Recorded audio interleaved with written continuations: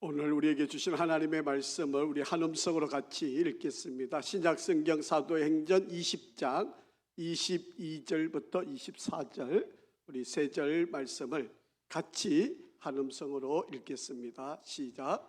보라, 이제 나는 성령에 매여 예루살렘으로 가는데 거기서 무슨 일을 당할는지 알지 못하노라. 오직 성령이 각 성에서 내게 정언하여 결박과 환난이 나를 기다린다 하시나, 내가 달려갈 길과 주 예수께 받은 사명 곧 하나님의 은혜의 복음을 정언하는 일을 마치려 하면은 나의 생명조차 조금도 귀한 것으로 여기지 아니하노라. 아멘. 할렐루야. 우리 한번 앞뒤 좌우로 인사하겠습니다. 잘 되고 있습니다. 기도하면 됩니다.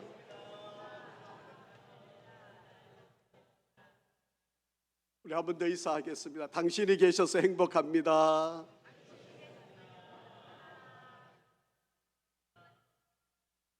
혹시 가족들 가운데 또 고향에 비 피해가 없는지 한번 확인들 하시고, 비가 정말 너무 많이 와가지고 지난 일주일 동안 계속 비가 왔었는데 피해가 없기를 바라고 빨리 잘 회복되기를 간절히 바랍니다. 저는 평소에 늘 생각해 오고 또 마음에 간직했던 말을 오늘 여러분들에게 말씀을 좀 전하고 싶습니다. 제가 아마 장례가 있으면 장례 때마다 늘 했던 이야기이기도 하고요. 제가 설교를 연말에 11월 말에 제가 기도원에 올라가서 1년 설교 스케줄 또 설교 본문을 다 택해서 다 정해 놓고 그 다음에 이렇게 그 설교를 이렇게 준비하고 말씀을 전하고 있는 내용입니다. 제가 최근에 저희 가족에게 있었던 일들을 가지고 여러분들에게 오늘 이 말씀이 또 딱 때맞게 그 일들이 일어난 사건을 가지고 여러분에게 말씀을 전하고 싶습니다. 저에게 이제 마지막 남아있는 저희 아버님의 형제가 되시는 고모님이 계신데요, 나이가 103세이십니다. 일산에서 살고 계셨고 그 일산의 박씨문중으로 시집을 가셨습니다.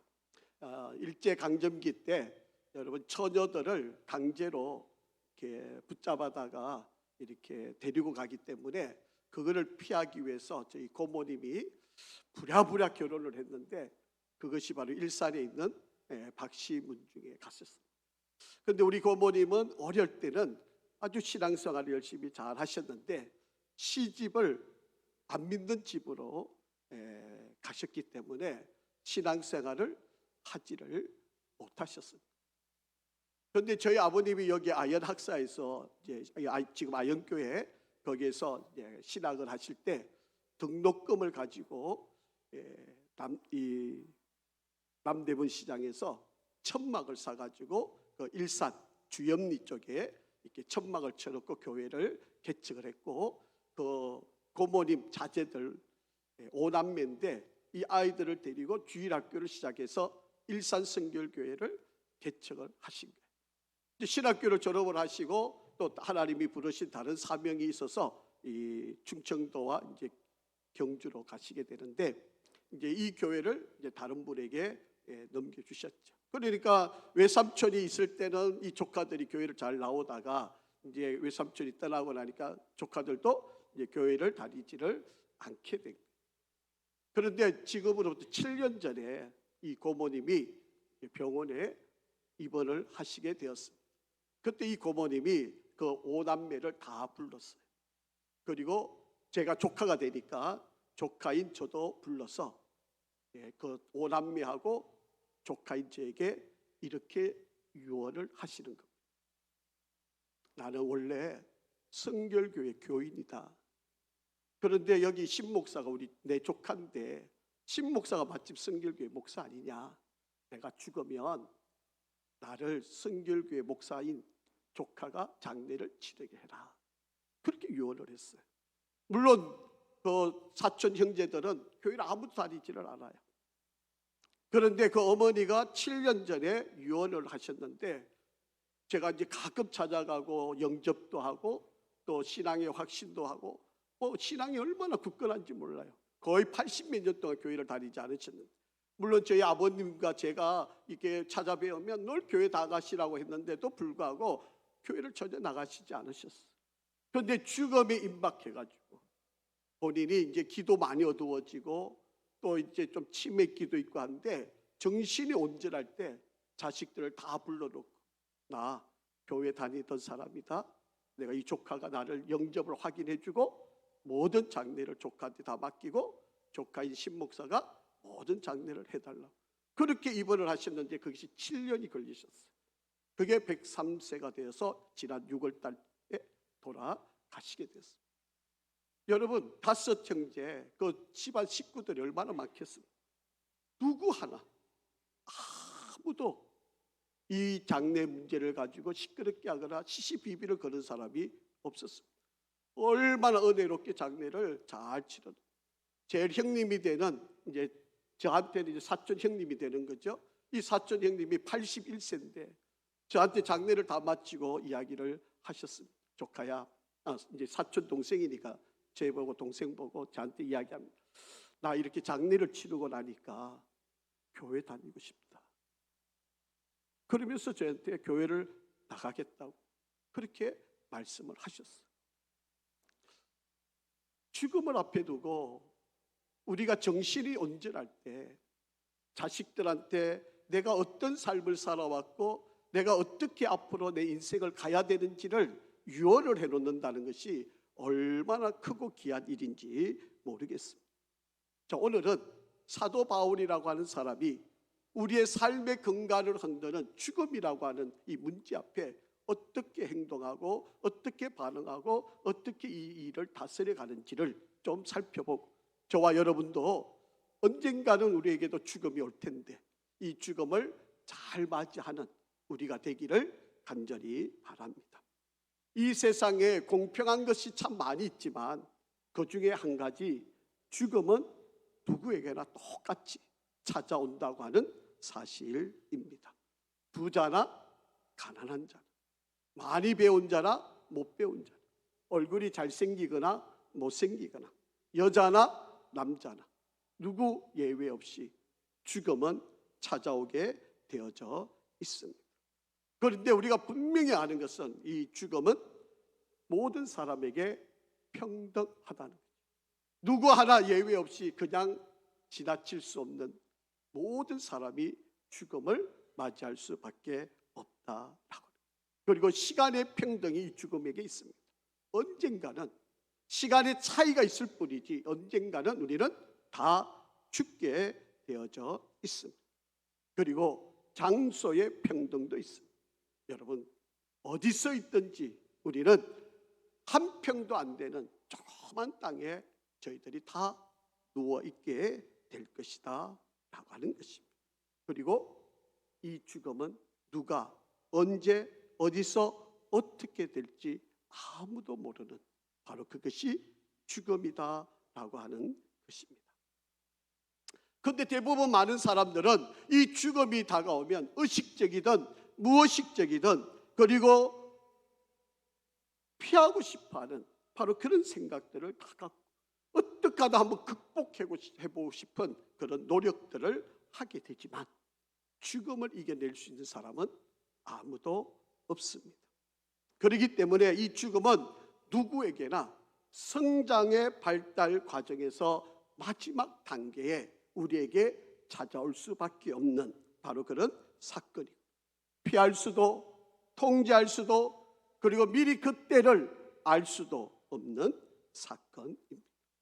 너무 지나치게 삶의 집착을 가지고 있으면 죽음의 공포만이 더 크게 될 수밖에 없습니다. 그래서 죽음은 누구나 받아들일 수밖에 없는 것임에도 불구하고 많은 사람들이 죽음 앞에서 불안해하고 혐오하고 기피하고 두려움에 빠져서 살아갈 수밖에 없다라고 하는 것입니다. 아무리 대단한 의지력을 가진 사람일지라도 막상 죽음이 다가오게 되면 그 죽음 앞에 흔들릴 수밖에 없고 휘청거릴 수밖에 없는 것이 솔직한 사실입니다.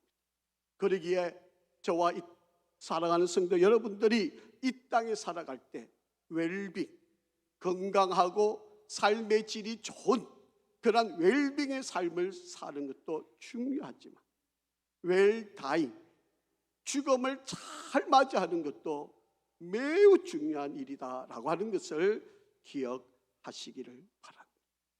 그러면 오늘 사도 바울이 그 죽음 앞에서 어떻게 이렇게 담대하게 이 죽음을 잘 맞이하고 있는지 그 지혜를 세 가지를 찾아서 살펴보고 저와 여러분도 어쩔 수 없이 찾아올 죽음이지만 두려움 없이 이 죽음을 잘 다스려 가기를 간절히 바랍니다.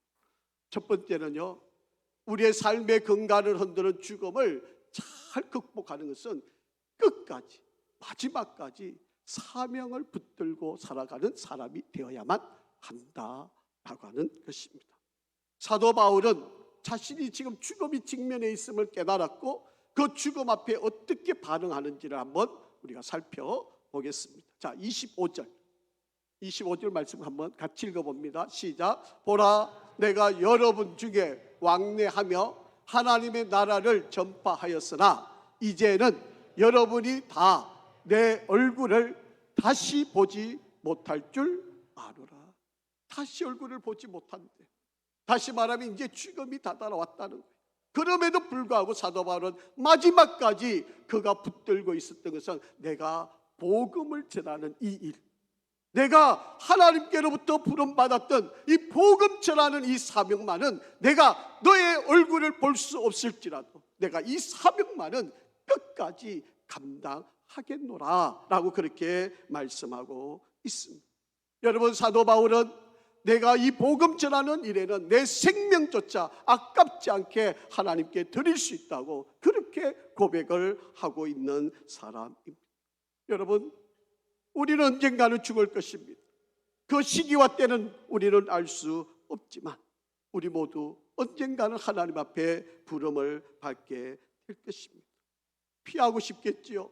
무시하고 싶겠지요. 그러나 이 죽음은 반드시 저와 여러분에게는 찾아오게 되어져 있다라고 하는 것입니다. 특히나 현대를 살아가는 많은 사람들은 이 죽음에 대한 생각을 별로 하지 않고 살아가고 아예 무시하고 살아가는 그런 사람들이 너무 많이 있습니다. 그러나 이것은 옳은 태도나 옳은 삶의 방식은 아닙니다. 아무리 죽음을 피하고 생각하지 않고 무시한다고 해도 반드시 이 죽음은 찾아오게 되어져 있습니다. 여러분, 엘리자베스 킴블러스라고 하는 사람이 쓴 책 가운데 죽음과 죽어감이라고 하는 책이 있는데 이 책 속에 보면 이분이 200여 명 환자, 200여 명이 죽어가는 환자들을 살펴보면서 그가 이들이 나타나는 공통적인 반응들을 5가지를 설명을 하고 있습니다. 아마 저와 여러분들도 마찬가지 이 반응 안에 포함되지 않는다고 할 사람은 아무도 없을 거예요. 첫 번째는요, 죽음이 다다르게 되면 제일 먼저 하는 일은 부정하는 단계가 나옵니다. 검사 결과가 잘못된 거 아니야? 의사가 지금 차트를 잘못 보고 있는 거 아니야? 다른 환자 거 지금 나한테 설명하고 있는 거 아니야? 대부분의 반응은 이렇게 반응을 한다라고 하는 이야기. 심한 사람은요, 다른 병원에 가서 또 검사를 한번 해보겠다는 거예요. 지금 의사 선생님이 판단을 지금 잘못하거나 옳지 않게 보고 있기 때문에 내가 다시 한번 검사를 해봐야 되겠다라고. 더 심한 사람은요, 모든 의사들이 나를 골탕 먹이기 위해서 지금 나한테 수술을 부리고 있다, 이렇게도 생각하는 사람들이 있다라고 하는 것입니다. 첫 번째 반응은 죽음이 다가오면 부정하는 거예요. 아니야, 나한테 그럴 일이 아니야, 그거 없어, 나는 아무렇지도 않아, 이렇게 대부분의 사람들이 부정을 한다는 거예요. 그러다 안 되면요, 두 번째 나타나는 반응은 분노를 하게 된다라고 하는 이야기입니다. 왜 하필이면 나에게? 내가 얼마나 열심히 살았는데, 내가 얼마나 최선을 다했는데, 내가 하나님을 위해서 얼마나 충성을 했는데 왜 하필이면 나에게 이런 일이 찾아와? 라고 그렇게 이야기를 한다. 그러다 보니까 가족들에게 책임을 전가하게 되고, 그러다 보니까 적대감이 일어나는 바로 그런 상황까지 이르게 되고, 더 심한 사람은 하나님을 향하여 원망하고 신경질적인 바로 그런 반응을 일으키게 된다. 더 심한 사람은 신앙을 저버리는 사람들도 이 단계에서 나타나게 된다라고 하는 거예요. 세 번째 단계 가면요, 이제는 타협하는 단계가 되어집니다. 이렇게 해도 저렇게 해도 안 되니까 하나님, 나 한 번만 살려주시면, 이 고난에서 나 이기게 하시면 제가 정말 하나님 뜻대로 잘하겠습니다. 이렇게 하나님 앞에 타협을 하고 그렇게 생각. 이 단계가 되면요, 예수를 안 믿던 사람도 예수 믿겠다고 그렇게 반응을 나타나게 된다라고 하는 거예요. 이것이 지나가면 우울증이 찾아오게 되는 거예요. 열심히 노력했는데, 여러 가지 방법으로 치료했는데 그것이 제대로 되어지고 효과가 없게 되면 심한 우울증에 빠지게 됩니다. 이제 해봐도 안 되네, 치료했는데도 안 되네, 아이고 이제는 어쩔 수 없어, 이렇게 우울증에 빠지게 되어지는 거죠. 그러고 나면 마지막 단계가 업세트를 하는 거죠. 이제는 수용하는 단계가 됩니다. 이제는 내가 할 수 있는 게 없어, 나는 아무것도 못해, 나는 안 되는 거야, 나는 노력했는데 할 만큼 했어, 이제는 안 돼, 그래 어쩔 수 없구나, 이렇게 수용하는 바로 그런 단계에 이르게 된다라고 하는 것입니다. 이러한 심리적인 단계를 다 거쳐가면서 결국 죽음은 끝으로 생각하는 사람들이 많이 있다. 대부분 많은 사람들이 이렇게 반응을 일으키는 것을 보면, 죽으면 더 이상 다른 세상도 없고 이걸로 다 끝나는 거야, 이런 생각들을 가지게 된다. 그러니까 죽음이 마지막이고 이 땅에서 모든 것이 끝나는 삶으로 생각하니까 두려운 것이고, 상실의 느낌을 잃어버린 그런 느낌을 갖게 되니까 두려운 거고, 그것 때문에 걱정이 되어질 수밖에 없는 것입니다. 사랑하는 성도 여러분, 죽음은 끝이 아닙니다. 죽음은 잃어버림도 아닙니다.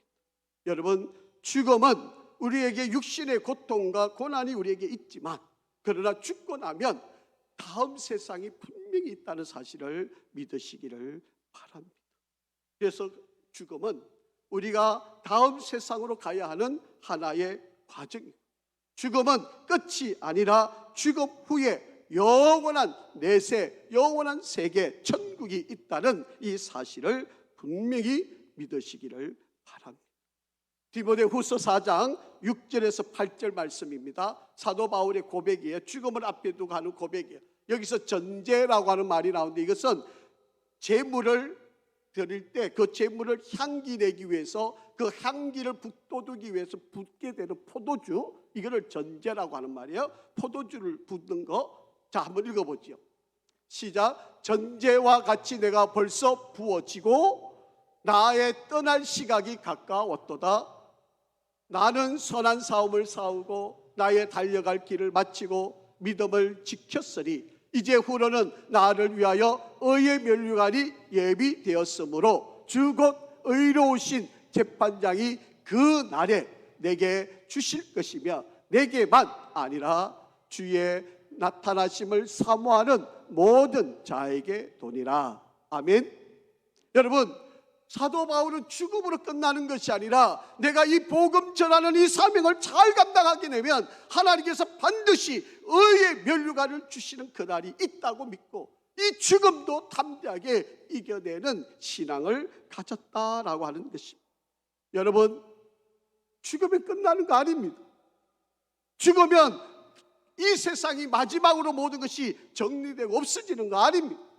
우리는 죽으면 반드시 천국에 가게 되고, 주님이 부활할 때 이 땅에 매장되거나 화장한 이 몸도 부활이 되어서 우리가 주님과 함께 공중에 들림받고 영원한 천국이 있음을 믿으시기를 바랍니다. 여러분, 우리에게는요 3가지 죽음이 있어요. 하나는 영적인 죽음이라고 하는 겁니다. 이 영적인 죽음은요, 죄로 말미암아서 우리가 하나님과 우리 사이에 단절이 되는 거, 이거를 영적 죽음이라고 그래요. 그런데 우리에게 또 하나의 죽음이 있는데 그것은 육체적인 죽음이에요. 우리의 영과 육이 분리되는 거예요. 저와 여러분 다 죽으면 바로 이 영과 육이 분리가 되는 거잖아요. 그래서 영은 하나님께로 가고 이 육은 땅에 묻히는 거죠. 그런데 예수님이 공중 재림하실 때 바로 이 영과 땅에 묻혀있던 이 육신이 부활을 해서 합치되어서 우리가 공중 재림을 하게 되는 거예요. 이게 바로 육적인 죽음이에요. 이걸로 끝나지 않아요. 이제는 영원한 죽음이 있어요. 여러분, 우리가 부활한 우리들이 주님 앞에 서서 심판을 받아요. 그래서 영생으로 들어가는 자가 있고 영벌을 받는 지옥으로 가는 인생, 그게 영원한 죽음. 이 세 가지 죽음이 우리에게 있는 거예요. 그래서 저와 여러분은 죄를 지었지만 용서함을 받았잖아요. 그리고 우리는 죽을 테지만 우리의 영은 주님께 갔다가 예수님이 공중재림할 때 육체가 부활해서 같이 우리가, 그리고 예수를 믿음으로 이 땅에 충성스럽게 살던 저와 여러분은 하나님께 영생으로 우리를 인도하니까 죽음이 겁날 게 아니에요. 죽음이 두렵지 않아요. 죽음이 겁날 일이 아니에요. 여러분에게 이런 은혜로 여러분이 이 죽음을 잘 맞이하고 승리해 가기를 주의 이름으로 축복합니다. 마태복음 10장 28절입니다. 한번 같이 읽어보겠습니다. 시작. 몸은 죽여도 영혼은 능히 죽이지 못하는 자들을 두려워하지 말고 오직 몸과 영혼을 능히 지옥에 멸할 수 있는 이를 두려워하라. 그렇게 예수님의 말씀이에요. 괜히 우리의 육체와 영을 분리시키는 이거 주장하는 사탄 때문에 겁내지 말고 우리의 영도 우리의 몸도 영원히 죽일 수 있는 그 주님, 그 하나님께 두려움을 갖고 믿음의 길을 걸어가는. 요한계시록 20장 14절 15절입니다. 사망과 엄부도 불못에 던져지니, 이것은 첫 번째 사망은 우리 육체가 죽는 거잖아요. 두 번째 사망이 있다는 거죠. 그것이 그 불못이라는 거죠. 누구든지 생명책에 기록되지 못한 자는 불못에, 두 번째 사망에 들어가게 되어서 지옥에 들어가게 된다, 던짐을 받게 된다, 그렇게 말씀하고 있다라고 하는 것입니다. 사랑하는 성도 여러분, 우리에게는 죽음이 피할 수 없는 일입니다. 그러나 죽음으로 끝나지 않고요, 심판이 있다는 거예요. 그래서 히브리서 9장 27절에 이렇게 말씀하지 않습니까? 한 번 죽는 것은 사람에게 정해진 것이요, 그 후에는 뭐가 있다? 심판이 있으리니 라고 말씀하고 있습니다.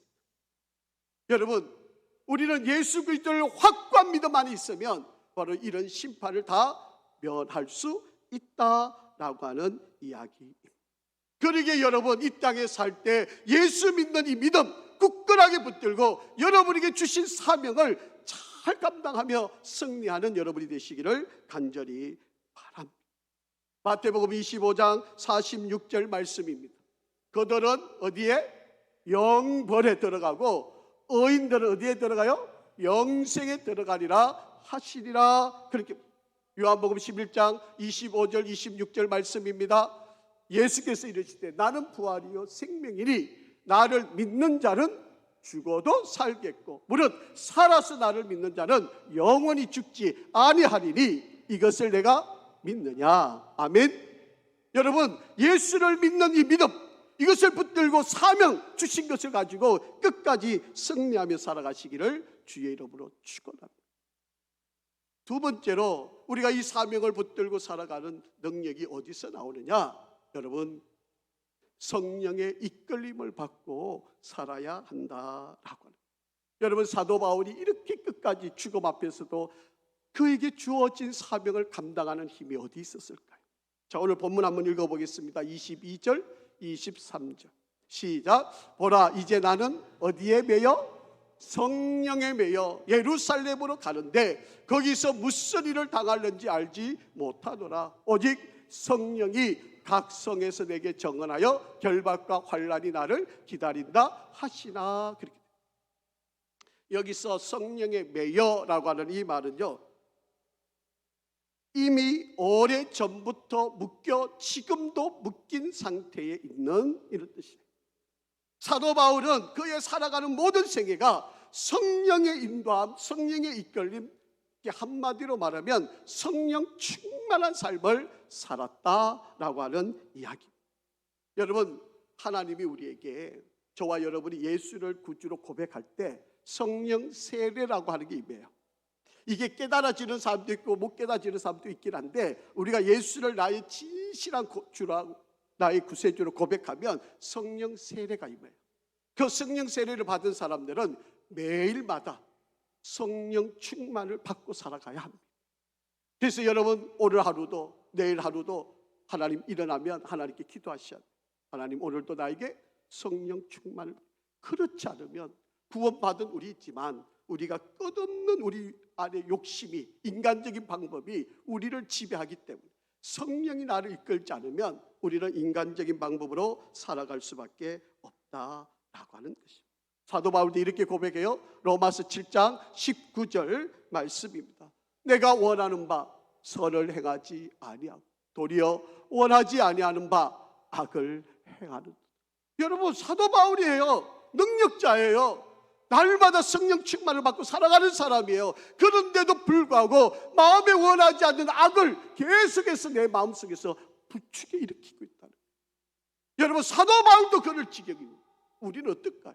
그러니 우리는 날마다 성령 충만을 의지하고 성령 충만의 성령의 능력 힘있고 성령에 매여 살아야 바로 이 육신의 소욕을 이길 수 있게 된다라고 합니다. 로마서 7장 24절도 한번 읽어볼까요? 시작. 오호라, 나는 곤고한 사람이로다. 이 사망의 몸에서 누가 나를 건져내랴. 여러분, 사도 바울도 이 고민을 떨쳐버릴 수가 없었어요. 순간만 잘못해도 이런 악한 생각들, 인간의 생각들, 인간의 욕심들이 끊임없이 속에서 일어나기 때문에 그는 성령 충만, 성령에 매여 살아갈 수밖에 없었다라고 합니다. 여러분, 사도 바울이 안디옥 교회를 개척했잖아요. 그런데 하나님께서 그 사도 바울과 바나바를 선교사로, 여러분, 교회를 세웠으니까 그 교회 안에서 인정받고 잘 사역하는 것도 얼마나 큰 일이겠어요. 그런데 하나님께서 사도 바울을 선교사로 보내도록 역사해요. 사도행전 13장 2절 4절에 보시면 주를 섬겨 금식할 때 성령이 이르시되 내가 불러 시키는 일을 위하여 바나바와 사울을 따로 세우라 하시니 이에 금식하며 기도하고 두 사람에게 안수하여 보내리라. 두 사람이 성령의 보내심을 받아 실루기아에 내려가서 거기서 배 타고 구브로에 가서. 여러분, 사도 바울은 매 순간마다 성령의 인도함을 받아요. 여러분, 사도행전 16장에 가서 보시면요, 그가 기도하는 중에 아시아, 오늘날 우리가 살고 있는 아시아가 아니고 터키, 트리니케, 바로 거기에 가서 복음을 전하고 싶었어요. 그런데 성령이 그 가는 길을 막고 마게도냐, 오늘로 말하면 그리스 지역이에요. 그 바로 옆에 있는 지역인데 그걸로 가서 복음을 전하라는 거예요. 여러분, 인간적으로는 자기 마음의 소원은 튀르키에 가서 복음을 전하고 싶어요. 그런데 하나님께서, 성령께서 그리스 마게도냐에 가서 거기서 손짓하는 그 사람들이 가서 복음을 전하라고 그렇게 말씀을 하셨어요.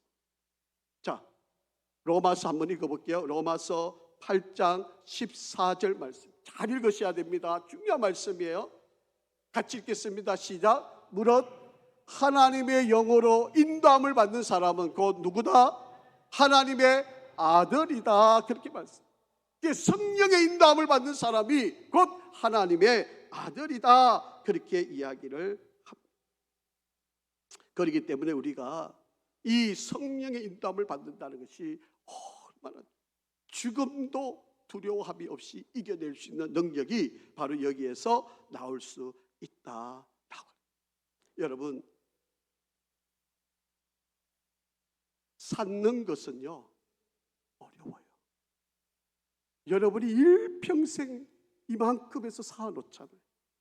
근데 이거 허무터리는 것은요 금방. 여러분, 빌딩 이거 하나 짓기가 얼마나 어렵습니다. 어떨 때는 뭐 수십 년을 걸리기도 하고요. 최소한 1년 이상은 건물 짓는 데 필요하잖아요. 이번에 전쟁 보셨죠? 미사일 한 대만 가면 그냥 폭삭 주저앉아. 쌓기는 어려운데 허물어뜨리는 것은 일순간이에요. 나무, 여러분 이거 하나 키우기가 얼마나 어렵습니까? 그런데 톱만 있으면 그냥 금방 베어지고 쓰러지고 땔감으로밖에 쓰이지 않아요. 우리가 지금까지 믿음으로 걸어온 이 길을 얼마나 어렵게 쌓아놓았습니까? 이거 허물어지는 거는요 금방. 그래서 우리는 성령으로 날마다 자기를 쳐서 복종시켜야 돼요. 그래서 끝까지 죽음 앞에서 우리가 이 성령에 매달리고 의지해야만 한다라고 하는 거죠. 세 번째로는요, 이 죽음은 아름다운 이별을 준비하는 시간이 되어야 한다라고 하는 것입니다. 아무리 좋은 말로 표현해도 이별은 슬픈 거죠. 저도 저희 어머니를 작년 3월에 먼저 보내드렸는데 지금도 생각나요. 지금도 마음이 애려요. 지금도 가슴이 많이 아픕니다. 좀 더 잘하지 못한 거, 좀 자주 찾아뵙지 못한 거, 이런저런 생각들이 계속 지금도 그 마음이 떠나지를 않아요. 여러분, 이별 쉽지 않아요. 제가 이번에 고모님을 103세에 장례를 이렇게 하는데요, 그 81세 된 그 아들 형님이 7년 동안 병원에 입원해 계셨거든요. 그 누나 두 분 있고 이제 형 두 사람 있고 막내가 이제 저보다 한 살 어린 동생인데, 이 형님하고 그 둘째 누나가 얼마나 지극정성 잘 그 고모님을 모시고 정말 너무 잘하셨어요. 내가 봐도 감동이 될 만큼 그렇게 그러면서 사람들이 찾아오서 위로하잖아요. 아이고 103세 이거 호상입니다. 그런데 형님 하는 말이요, 절대로 그런 소리 하지 말아요. 103세여도 나는 좀 더 살아 계셨으면 좋겠다. 내 마음에는 아직도 어머니가 계시면 좋겠다. 7년을 병을 생활했는데 그럼에도 불구하고 마음으로는 그런 마음이었다. 뭐 더 설명할 이유가 없는 이야기죠. 자, 그런데 사도 바울이 이별하는 모습을 한번 잘 보세요. 자, 오늘 본문 36절부터 38절 말씀.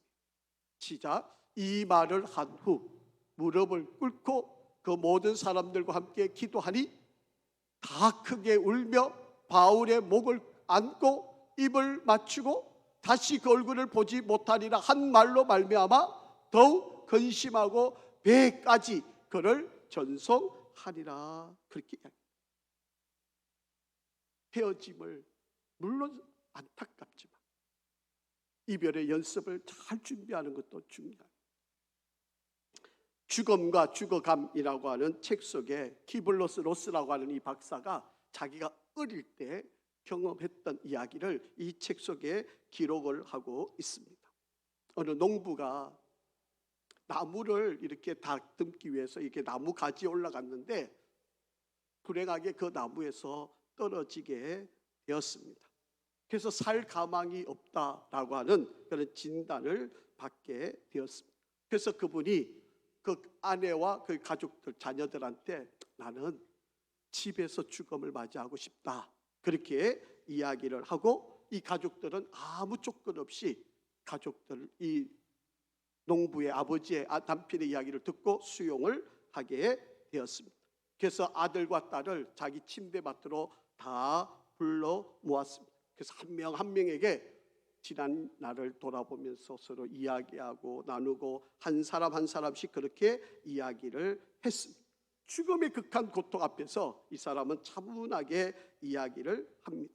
그리고 자기가 가지고 있던 재산을 정리를 해줘요. 큰아들에게 이거 가져가고, 둘째 아들이 이거 가져가고, 큰딸이 이거 가져가고, 또 둘째 딸에게 이거 가져가야 된다고 재산 분배를 다 했습니다. 그런데 단 한 가지, 너희 어머니가 살아있을 때는 절대로 이 땅을 분배하면 안 된다. 그렇게 마지막 부탁을 남겨주었습니다. 그리고 친구들을 부릅니다. 친구들과 이런저런 대화를 하면서 또 하루를 보내게 됩니다. 그리고 이 키블로스 로스라고 하는 어린, 옆집에 살던 친구인데 이 어린 아이를 그 형제들을 불러가지고 또 이런저런 이야기를 하고 시간을 보내게 됩니다. 마지막 눈을 감아가면서 자기가 지은 그 집에서 자기 사랑하는 가족들과 함께 그렇게 마지막 순간을 맞이하게 되었다라고 합니다. 오늘날 현대를 살아가는 우리의 장례 문화와는 너무나도 다른 바로 그런 모습이었습니다. 저희 어머님도요, 요양병원이나 아니면 시설 좋은 병원에 보내고 싶었어요. 뭐 형님하고 동생이 다 의사니까. 그런데 우리 어머님이 굳이 나 집에서 죽음을 맞이하고 싶다. 그래서 우리 아버님이 3년 정도 돌보셨는데 10kg가 빠질 정도로 힘드셨어요. 그런데 아버님이 그래도 가장 행복했다. 나에게 보낸 천사를 내가 이렇게 마지막 보낼 수 있었던 거 얼마나 행복했는지 모른다. 그렇게 말씀을 하시다. 제가 마지막으로 여러분에게 이 한 분을 소개를 하고 여러분에게 설교를 마치려고 합니다. 코미디의 거장, 코미디계의 대부라고 불려지는 김경태라고 하는 장로님이 계십니다. 여러분 화면에 보시는 바로 이 장로님이십니다. 아마 여러분이 잘 알고 계실 거예요. 이분은 죽음 앞에 있을 때 이렇게 말씀하셨어요. 하나님께서는 항상 나를 최선의 길로 인도하셨고 오늘 내가 죽는 이 순간에도 하나님께서는 내게 최선의 사건을 이루고 계신다. 그렇게 고백을 하시면서 죽음도 감사하게 받으셨어요. 그러면서 그분이 내가 죽으면 유언을 해놨습니다. 자식들에게 내 장례식 순서를 다 짜놓고 어느 목사님에게 설교를 부탁하고 누가 이 일을 하고 누가 저 일을 하고 절대로 상복을 입어서는 안 된다. 그렇게 이야기를 했습니다. 연예인이었기 때문에 옷이 얼마나 많았겠습니까? 한 번도 안 입어본 옷도 쓰도록 했습니다. 아내에게 부탁합니다. 내가 입었던 옷을 다 가난한 사람들에게 나누어 주고 나는 내가 가지고 있는 옷 중에 제일 허름한 옷을 내게 입혀다오. 그렇게 부탁을 합니다. 그러니까 아내가 안 됩니다. 어떻게 가장 허름한 옷을 입혀드립니까? 그렇게 하니까 이 죽음 앞에 있는 이 장로님이 이렇게 이야기하시는 거예요. 나 그러면 하나님 앞에 벌금 모습으로 가라고 그래? 그렇게까지 농담을 하셨다고 합니다. 자녀들을 위해서 하나하나 불러가지고 기도하시고 그리고 마지막 목사인 사위에게 기도하시면서 숨이 차서 마지막 외치신 말씀이 하나님 영광, 하나님 영광 이 두 마디 하시다가 하나님의 부름을 받았습니다. 여러분 얼마나 아름다운 모습이에요. 저도 우리 성도 여러분들이 내가 좀 정신이 있고 의식이 있을 때 사랑하는 자녀들을 다 불러놓고 내가 죽으면 이렇게 해다오. 내가 살아있을 때 이렇게 했으면 좋겠다. 그리고 놓치지 말고 당부해야 될 게 있잖아요. 믿음 생활 잘할 것, 신앙생활 반드시 할 것, 아버지 자리 꼭 지킬 것. 여러분 이 유언이 자식들에게 있어야 돼요. 아무리 불효 잘하도요 유언은 안 지키는 자는 없습니다. 그렇기 때문에 우리의 삶의 근간을 흔드는 이 죽음이 우리 앞에 다가왔습니다. 오늘 이 바울처럼 사명을 붙들고 성령 충만한 아름다운 이별을 잘 준비해가는 바로 그런 믿음의 역사를 우리가 함께 이루어가면 좋겠습니다. 여러분 어떤 흔적을 남기고 싶으세요? 여러분 사랑하는 자녀들에게, 여러분 사랑하는 성도들에게 아무개 장로님, 아무개 권사님, 아무개 우리 아버지, 우리 어머니를 생각하면 어떤 냄새가 날까요? 여러분, 여러분에게 그 좋은 향기가 나는 그런 삶이 되기를 간절히 바랍니다. 언젠가 우리 모두는 이 땅에 있는 것 다 남겨놓고 떠나게 될 것입니다. 아마도 앞으로 우리 시간이 긴 사람도 있을 테고 짧은 사람도 있을 것입니다. 그 정도와 길이는 우리는 알 수 없어요. 그런데 그것으로 사람을 변화시키기도 쉽지 않아요. 그런데 제가 주례도 많이 해보고 장례식도 많이 해봤는데요, 주례 해가지고 전도되어서 오는 사람은 없더라고요. 그런데 장례식을 하니까 예수 믿겠다고 교회 나오는 사람들이 있더라고요. 여러분, 나의 죽음이 누군가에게는 구원의 길이 될 수 있는 그런 좋은, 그런 아름다운, 그런 멋진 우리 죽음을 맞이하는 우리가 되기를 간절히 바랍니다. 그래서 우리 함께 정말 천국의 소망을 가지고 우리 다시 만날 거잖아요. 우리 다시 천국에서 볼 거잖아요. 우리가 천국에 당신이 애썼습니다, 정말 수고했습니다, 우리가 부가인교회를 다녔다는 거, 한 시대를 섬겼다는 거, 함께 주의 일을 했다는 거, 이것을 가지고 우리가 함께 만날 거잖아요. 그 소망을 가지고 믿음의 길을 잘 걸어 함께 영광을 누릴 수 있기를 주의 이름으로 축복합니다. 아버지 하나님, 우리의 삶을 흔드는 죽음 앞에서 사명과 성령 충만과 아름다운 이별을 잘 준비하여 복된 삶을 사는 우리가 되게 도와주옵소서. 남겨진 자에게 정말 아름다운 흔적, 아름다운 향기를 남기는 우리 되게 도와주시고 어떠한 상황에서도 흔들리지 않는 믿음으로 승리하게 인도하여 주옵소서. 예수 그리스도의 이름으로 기도합니다. 아멘.